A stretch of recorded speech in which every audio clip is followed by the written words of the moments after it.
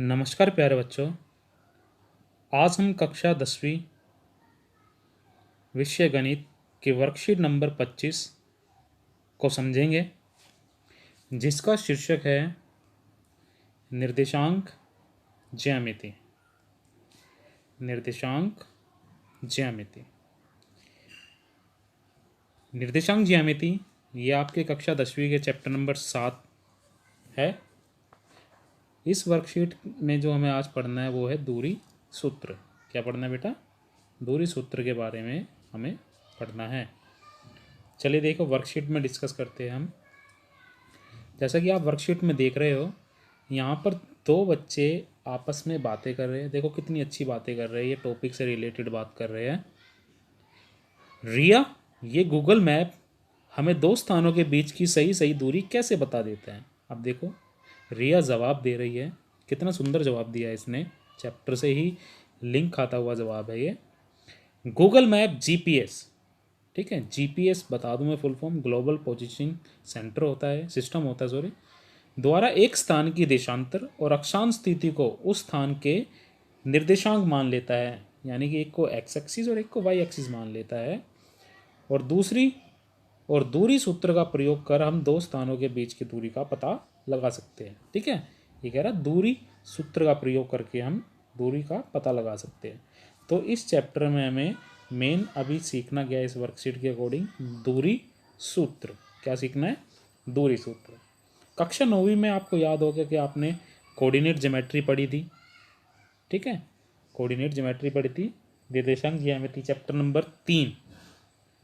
उसमें कैसे x axis Y axis होता था, उस चीज़ को मैं दोबारा से रिकॉल करा रहा हूँ आपको। ये देखिए, ये मैंने दो संख्या रेखा ली है, हॉरिजॉन्टल वर्टिकल, ठीक है, क्षैतिज और ऊर्ध्वाधर। अगर इन दोनों संख्या रेखाओं को इस मूल बिंदु के साथ फिट करा जाए तो हमारे पास एक तल बन के आता है।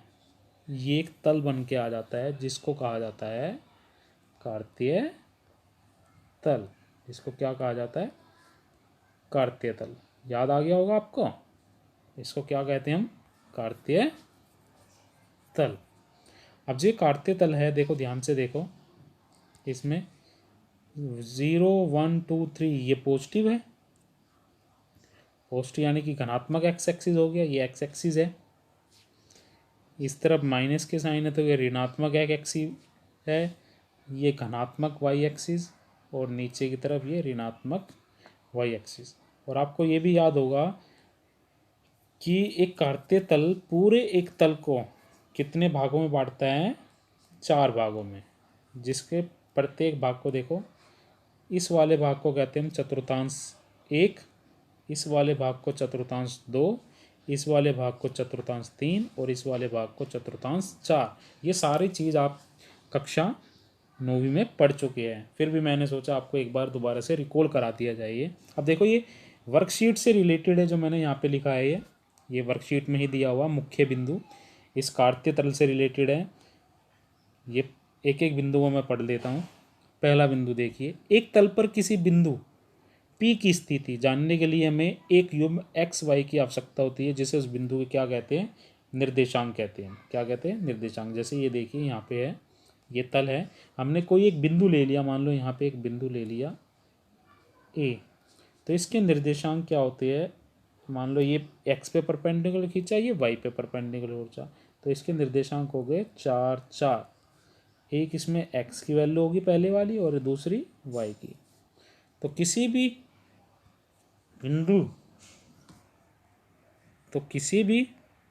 बिंदु की स्थिति जानने के लिए हमें एक युग्म एक्स वाई की क्या होती है? आवश्यकता, और उसी को हम क्या कहते हैं? उसके निर्देशांक। अब देखिए दूसरा बिंदु, एक्स निर्देशांक भुज। एक्स निर्देशांक क्या कहलाता है? भुज। और वाई निर्देशांक कहलाता है कोटि। ठीक है बेटा, एक्स निर्देशांक यानी कि जो एक्स की वैल्यू होगी उसको कहेंगे हम भुज, और जो वाई की वैल्यू होगी उसको कहेंगे हम कोटि। ठीक है, ठीक है बेटा। अब देखिए आगे,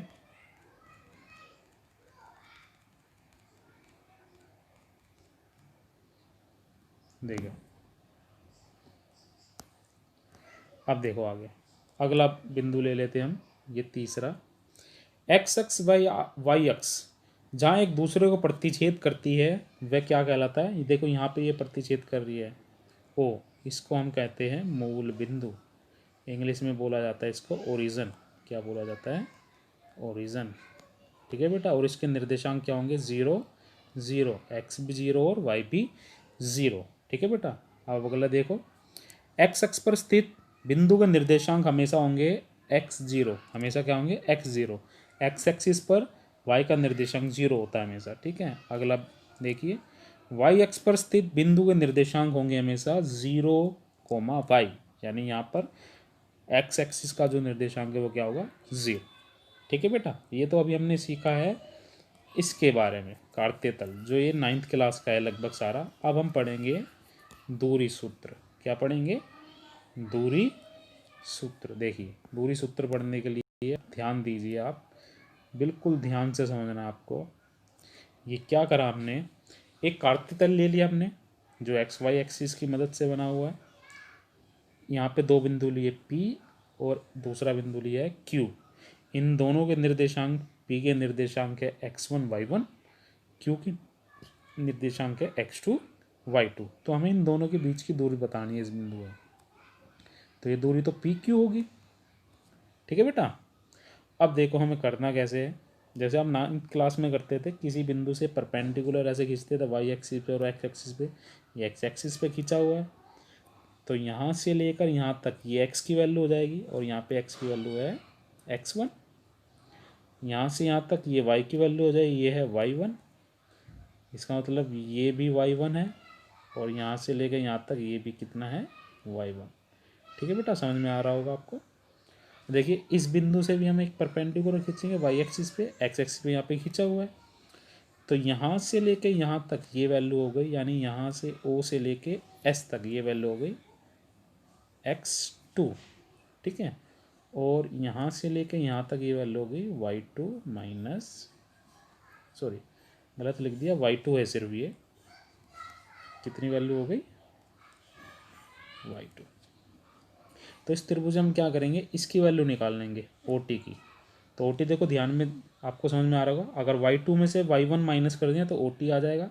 तो OT की सॉरी QT आ जाएगा y2 माइनस y1। ठीक है। और हमें ये निकालनी है PT। PT वही होगी जो होगा RS। तो RS यहाँ से कैसे निकली? इस OS में से, और OS है x2 में से माइनस कर देंगे OR यानी कि x1। ठीक है। तो हमारे पास PT की वैल्यू आ गई और QR की। मैं यहाँ पे लिख देता हूँ एक बार।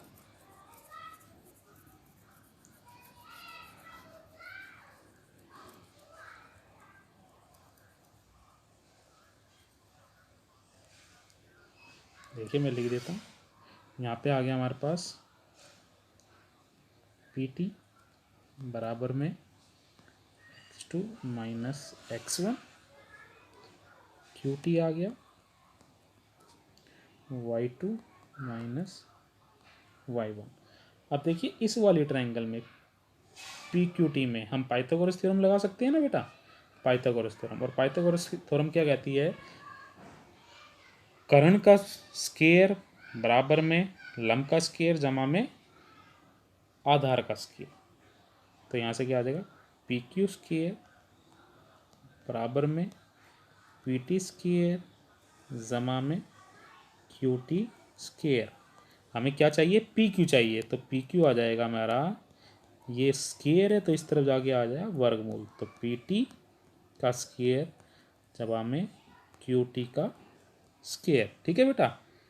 और हमने PT और QT की भी क्या निकाल दी है? वैल्यू। तो हमारे पास देखो क्या आ गया, अभी हमने वैल्यू निकाली थी ये।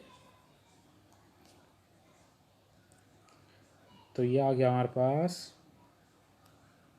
x2 माइनस x1 का होल स्क्वायर प्लस में y2 माइनस y1 का होल स्क्वायर। तो ये आ गया हमारे पास PQ की दूरी। तो ये हमारे पास जो आया है, ये हमारे पास है दूरी सूत्र। क्या आ गया? ये दूरी सूत्र। किसी भी काटते तल में अगर हमारे पास कोई दो बिंदु है तो उनके बीच की दूरी जो है हम इस फॉर्मूले की मदद से निकाल सकते हैं। ठीक है, x2 माइनस x1 का होल स्क्वायर प्लस में y2 माइनस y1 का होल स्क्वायर और उस पूरे का वर्गमूल। ठीक है बेटा, इसको याद रखना है, यही हमारा क्या कहलाता है, दूरी सूत्र। ठीक है, एक्स कोऑर्डिनेट में से एक्स कोऑर्डिनेट माइनस हो जाएंगे, वाई कोऑर्डिनेट में से वाई कोऑर्डिनेट, यानी कि एक्स के निर्देशांक में से एक्स के निर्देशांक, वाई के निर्देशांक में से वाई के निर्देशांक। जब हम दूरी पी क्यू निकाल रहे हैं, पी क्यू अगर दूरी लिख रहे हैं तो ये याद रखना ये अंतिम बिंदु है और पहले वाला जो है ये आरंभिक बिंदु है। तो अंतिम बिंदु वाले निर्देशांक में से आरंभिक वाले बिंदु के निर्देशांक माइनस होंगे हमेशा, उल्टा मत कर देना आप। ठीक है बेटा, अब देखिए कुछ पॉइंट डिस्कस कर लेते हैं। यहाँ पे देखो, ये भी वर्कशीट में दिए हुए आपके पॉइंट। ठीक है, देखो पॉइंट डिस्कस करते हैं। लीना पूछ रही है रिया से, लीना अब मान लो दो बिंदु एक्स अक्ष पर स्थित है, क्या हम इनके बीच की दूरी ज्ञात कर सकते हैं? अब देखो ये रहा एक्स एक्सिस, इस पर दो बिंदु स्थित है या नहीं, ए और बी, क्या हम इन दोनों के बीच की दूरी निकाल सकते हैं? बिल्कुल निकाल सकते हैं। देखो ए के निर्देशांक 4 0, बी के निर्देशांक 6 0, तो दूरी सूत्र से हम निकाल सकते हैं नहीं। अब यहाँ पे देखने वाली विशेष बात क्या है, ये दोनों एक ही अक्ष पर है और वो अक्ष क्या है, एक्स एक्सिस। तो एक्स एक्सिस पर कोई जो बिंदु होता है उस पर वाई की वैल्यू क्या होती है, हमेशा 0। तो वाई की वैल्यू 0 है। तो हम क्या करें, जब ए बी एक ही अक्ष पर होता है, सॉरी दो बिंदु जब एक ही अक्ष पर हैं तो उसके बीच की दूरी क्या होगी, सिर्फ निर्देशांक में से निर्देशांक माइनस कर देंगे हम तो ये दूरी आ जाएगी। 6 माइनस 4 कितना आ गया, 2। ठीक है बेटा, रिया ने भी ये देखो जवाब दिया ऐसे ही। अब देखो दूसरी चीज़ क्या है, ये दूसरा, अब मान लीजिए कि हम वाई एक्स पर स्थित दो बिंदु ले लेते हैं। अभी एक्स एक्स पर लिया और अब हम क्या ले लेंगे, वाई एक्सिस पर। तो देखो इस चित्र में वाई एक्सिस पर भी दो बिंदु लिए गए हैं, एक डी और एक सी। ये वाई एक्स पर, यहाँ पे ध्यान से देखो एक्स की वैल्यू 0, तो इसमें हम क्या करेंगे, वाई कोऑर्डिनेट में से वाई कोऑर्डिनेट माइनस हो जाएगा और ये हमारी क्या आ जाएगी, दूरी। तो इन दोनों के बीच की दूरी यानी कि सी डी कितना आ गया, 5 इकाई, मात्रक बोल देंगे हम, यूनिट। ठीक है, अब देखिए आगे, आगे क्या पूछ रहा है ये वाला, लेना क्या आप आकृति में बिंदु सी से बिंदु ए की दूरी ज्ञात कर सकते हैं? सी से ए की दूरी तो देखो हम ज्ञात कर सकते हैं, ये क्या 4 0 0 3, तो ए सी हम निकाल सकते हैं ना दूरी सूत्र की मदद से। ए सी x2 माइनस x1 का होल स्क्वायर और y2 माइनस y1 का होल स्क्वायर, इस वाले सूत्र से, याद आया, अभी कराया आपने, अभी कराया ये। ठीक है, तो इस सूत्र से निकाल सकते हैं। एक चीज़ और देखने वाली है, देखो बेटा इसमें इन वाले बिंदुओं में देखो हमें क्या पता चल रहा है कि पहले वाले बिंदु में y0 है और दूसरे वाले बिंदु में x0 है। जब ऐसा हो तो उसके निर्देशांक कैसे निकलते हैं, देखो x कोऑर्डिनेट एक ही बार है तो x कोऑर्डिनेट का स्क्वायर जमा में y कोऑर्डिनेट एक ही है, इसका स्क्वायर। ठीक है, इस तरह से निकल जाएगा, होएगा बेटा ऐसे ही होगा। ठीक है, अब देखो आगे चलते हैं हम। अब जो ये क्वेश्चन है जो आपको इस वर्कशीट की मदद से करने थे। ठीक है, पहला क्वेश्चन देख लेते हैं। निम्न कथनों के सही या गलत लिखिए, सही या गलत बताना। ए, एक्स निर्देशांक कोटि व वाई निर्देशांक भुज कहलाता है, ये आपको देखना सही है या गलत है, मेरे हिसाब से ये गलत है। बी, मूल बिंदु के बाय और एक्स एक्स पर स्थित बिंदु मूल बिंदु के बाय यानी उल्टे हाथ के स्थित बिंदु जो मूल बिंदु से 4 इकाई की दूरी पर स्थित है, उस बिंदु के निर्देशांक 4 0 होंगे। तो बाई तरफ है यानी उल्टे हाथ की तरफ तो माइनस के साइन होते हैं, तो ये माइनस का आएगा, ये भी क्या है हमारा गलत है। अब देखो दूसरा क्या है, बिंदुओं के निम्नलिखित युग्मों के बीच की दूरी ज्ञात कीजिए। तो इनके बीच की दूरी हमें ज्ञात करनी है। ये पहला पार्ट दे रखा है, ये दूसरा पार्ट, ये तीसरा पार्ट। ठीक है बेटा, अब आपको ये करना है, मैं एक करके दिखा देता हूँ आपको इसमें से, बाकी आप कर लेना।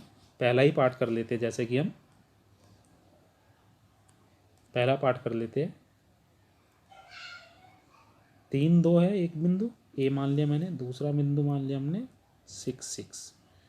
ठीक है, तो हमें क्या करना है, इन दोनों के बीच की दूरी ज्ञात करनी है। तो इन दोनों के बीच की दूरी क्या होगी, ए बी। पहले हम लिखेंगे दूरी ए बी, दूरी सूत्र की मदद से x2 माइनस x1 का होल स्क्वायर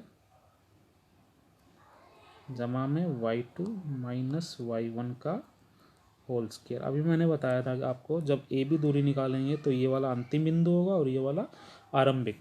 तो अंतिम बिंदु वाले में से आरंभिक के निर्देशांक हमें माइनस करने हैं। तो देखो x2, तो ये अंतिम है, तो x2 कितना 6 माइनस 3 का स्क्वायर जमा में 6 माइनस 2 का स्क्वायर। ठीक है बेटा, अब देखो 6 माइनस 3 3 यानी 3 का स्क्वायर जमा में 6 माइनस 2 4 यानी 4 का स्क्वायर। 3 का स्क्वायर आ गया ये 9, 4 का ये 16, पूरे का वर्गमूल जब इनको ऐड करा तो यह है 25 का वर्गमूल। और हम जानते हैं कि 25 का वर्गमूल कितना होता है 5। तो इन दोनों के बीच की दूरी कितनी आ गई 5। इसी तरह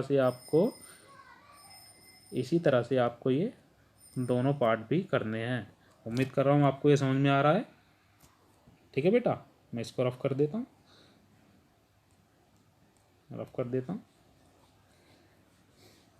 अब इसके बाद हम जो है एक और क्वेश्चन है ये तीसरा, ये भी डिस्कस कर लेते हैं। इंपॉर्टेंट क्वेश्चन ये एक्सरसाइज का क्वेश्चन है 7.1। ये जो हमारे मैथ की एक्सरसाइज है 7.1 उसका ही क्वेश्चन है ये, क्वेश्चन नंबर 3 जो आपको करना है। ये रहा क्वेश्चन नंबर 3। y का वह मान ज्ञात कीजिए यदि बिंदु P Q के बीच की दूरी 10 मात्र है, यानी कि इनके बीच की दूरी कितनी है 10 यूनिट। ये मैंने सोल्व करा है यहाँ पर, ये आपको मैं दिखा देता हूँ। ये देखिए इसी तरह से आप इसको सोल्व करें। हमने क्या कहा, P बिंदु लिया, Q बिंदु, P के निर्देशांक है 2 माइनस 3, Q के है 10y, और इन दोनों के बीच की दूरी P Q कितनी हुई है 10। और दूरी सूत्र की मदद से हम P Q की दूरी निकाल सकते हैं ऐसे, x2 माइनस x1 का square plus y2 minus y1 का स्क्वायर। तो 10 माइनस 2 का स्क्वायर y माइनस 3।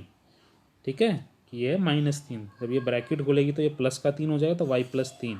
10 में से 2 गए 8, तो 8 का स्क्वायर जमा में y प्लस 3 का होल स्क्वायर। और नीचे चलते देखो, अब हमने 8 का वर्क कर दिया यहाँ पर, 8 का वर्क 64। यहाँ पर a प्लस बी का होल स्क्वायर वाली आइडेंटिटी खुल जाएगी, y का स्क्वायर 3 का स्क्वायर 9 2ab, ये 6y आ गया। ठीक है बेटा, और पी क्यू हमारे पास कितनी दी हुई थी 10। तो ये एक रिलेशन आ गया। अब दोनों तरफ हमने क्या करा, वर्क, दोनों तरफ क्या कर देंगे स्क्वायर कर देंगे वर्क। तो जब दोनों तरफ हमने वर्क करा तो 10 का वर्ग आ गया 100, और जब इस वर्गमूल का वर्क करेंगे तो वर्ग से वर्गमूल कट गया, हमारे पास पड़ा वाई स्क्वायर प्लस में 6y प्लस में 73। ये 73 कैसा है 64 जमा में 9।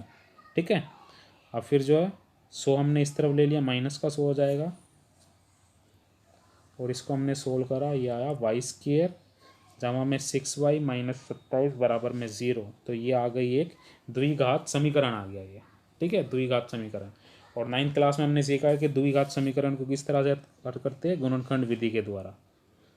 गुणनखंड विधि में हम क्या करते हैं, बीच वाले नंबर को 2 हिस्सों में बांट लेते हैं, जिनको गुना करके ये आए और जमा करके ये आए। तो हमने इसका गुणनखंड करा, एक वैल्यू आ गई 9y और एक आ गया -3y।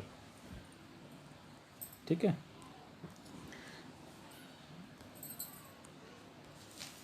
तो ये आया। पहले 2 में से हमने y कॉमन लिया, आखिरी के 2 में से -3 कॉमन लिया, तो ये आया y प्लस 9 कॉमन आया, और y -3 बराबर में 0 आ गया। 2 नंबर का गुणांक 0 है, तो इसका मतलब पहला 0 है या फिर दूसरा 0 है। तो पहले से y की वैल्यू आ गई -9 और दूसरे से y की वैल्यू आ गई 3। तो हमारे पास y के कितने आंसर आ गए 2, या तो y हमारे पास है 9 और y हमारे पास है 3। तो y की वैल्यू आ गई -9 और -3। ठीक है बेटा, आज की वर्कशीट ये पूरी हो गई है। मैं उम्मीद करता हूँ आपको आज की वर्कशीट अच्छी लगी होगी, सॉल्यूशन आपको अच्छे से समझ में आया होगा। ऐसे ही वर्कशीट का सॉल्यूशन प्राप्त करने के लिए आप मेरे YouTube channel VR maths classes को सब्सक्राइब करें, लाइक करें, वीडियो अगर आपको पसंद लगी है तो इसको आगे भी शेयर करें, जिससे बहुत से बच्चों को दिक्कत आ रही है मैथ की वर्कशीट सोल्व करने में, उनको सुविधा हो, उनको आसानी से ये समझ में आ जाए। ठीक है बेटा, धन्यवाद। एक बार फिर से आप चैनल को लाइक ज़रूर करें, सब्सक्राइब करें। धन्यवाद।